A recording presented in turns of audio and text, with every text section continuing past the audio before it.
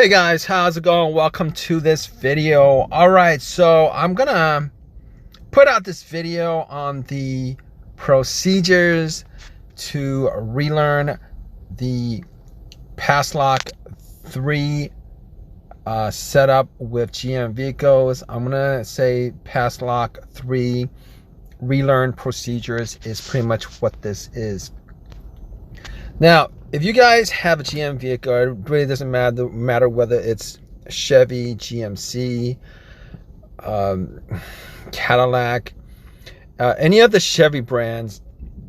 Passlock is essentially GM's security system. All right, and on occasions, what happens is there's issues with the system where you're going to have to set it up where it relearns your key. Apparently, Passlock actually has a high rates of failure. All right, there's Passlock 1, Passlock 2, and there's Passlock 3. All right, and each of the procedures to relearn those are different. I've put out videos on Passlock 1 and Passlock 2. This is a video specifically to Passlock 3. So before I start the procedure, I'm just gonna let you know what happens normally in these cases where you have a Passlock issue where it prevents your vehicle from starting. Normally what happens is you have a crank no start, or you would have a crank and then it'll start up for a split second and then it'll die out. And also you also get that little lock and key icon on your dash. Normally it's a solid icon. You're gonna get that issue where it turns on for a split second and then it dies out. All right, so basically these exist. This Passlock security system exists on Chevys, Buicks, Oldsmobile, Cadillacs, Pontiac, Saturn, and Hummer.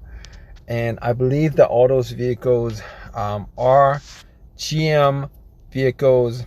Obviously, Oldsmobile, Pontiac, Saturn, and I think Hummer is no longer with the company.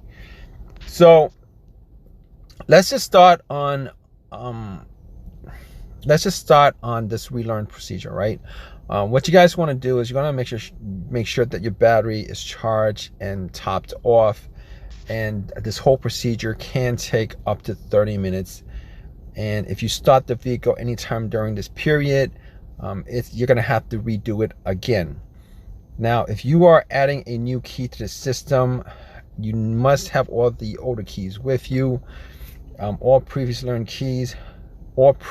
learned keys will be erased from the system as soon as you program the first key.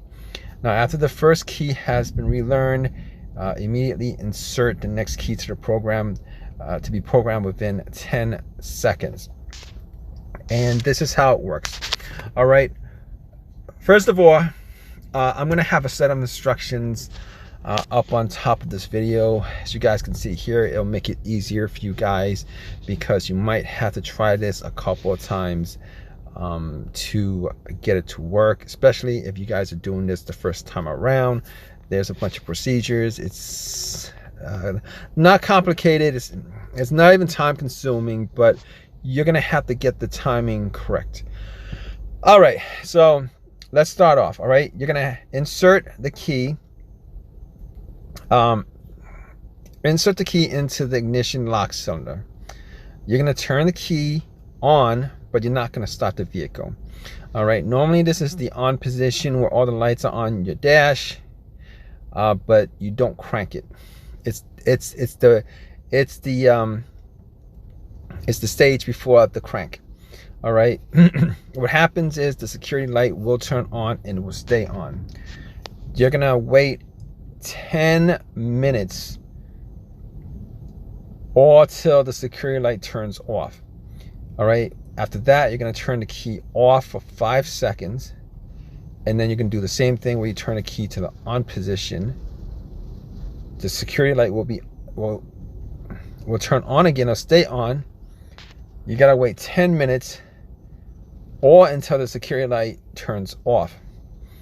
And then you're going to turn to the off position for 5 seconds. And then after that, you're going to turn the key on, but don't start the vehicle. The security light will turn on and stay on. You're going to wait 10 minutes until the security light turns to turn off. And then you're going to turn to the off position. At that point, the key transponder will be relearned on the next start cycle. So you're going to start the vehicle. If it starts and run normally, the relearn is complete. If you need to reprogram additional keys, what you're going to do is you want to turn the key off, insert the next key, turn it on until 10 seconds of removing the previously used key, wait for the security light to turn off. It might happen pretty quick. And you want to repeat all those steps for additional keys. All right, guys, so that's a lot to ingest. And like I said, try this a couple of times. Make sure you don't turn on your car. If you do turn on your car, obviously you're gonna have to redo it all over again. If you guys have any own personal experiences with this, now let me add this as far as issues with this system is concerned. All right, I've heard stories where people have tried this and then it worked for like maybe a couple of days and then it stopped working, and then they try it and it works for a week and it stops working, etc., etc.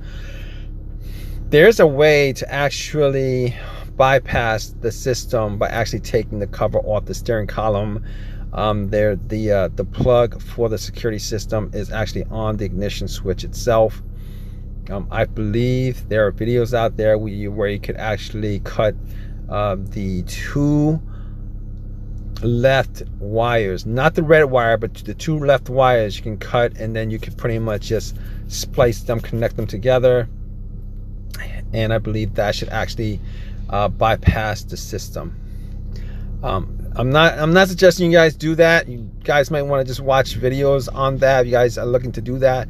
And this whole passkey, passlock security system is a constant issue for you guys, where it works sometimes, it doesn't work sometimes. That is a hit and miss. And I believe this passlock system has like the highest rate of failures. I believe that GM vehicles have a couple of different security systems, and this passlock system has a bunch of failures. Highest rate of failure actually are issues. But regardless, if you guys have any questions, definitely leave a question in the comment section. Please subscribe, please give me a thumbs up, all that good stuff. All right, guys, take care.